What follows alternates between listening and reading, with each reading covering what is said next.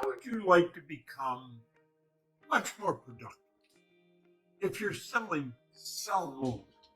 If you're producing, produce more. If you're creating, create. Well, I'm going to share something with you that I learned a long time ago. And it has to do with time. I was having breakfast with Earl Knight. And I always had a half a dozen well-prepared questions whenever I met with Earl. Well, this one day, I said to him, Earl, I said, how did you master time management? He looked at me and he said, what are you talking about?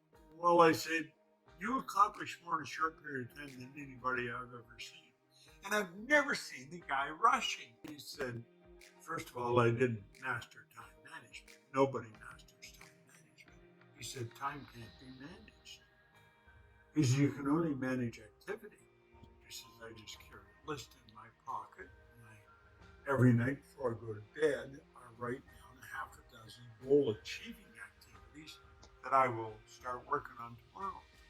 And when he said I get up, get dressed, and get to work, I start on number one. And he said I don't go to number two until number one's complete. When number one's complete, I forget it. I go to number two. And I focus on number two.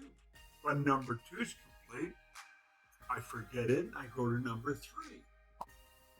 I said, that's it. He said, that's it. I started to do that. You know, I found I could become much more productive. You see, a lot of the things you're spending time on don't even have to get done. See, a lot of the stuff we do, it's useless. It's just busy. And it's busy for busyness sakes. What we want to do is learn how to get things done, but get things done that really make a difference. And when you do that, you're going to find your productivity will jump. As your productivity jumps, your rewards will jump.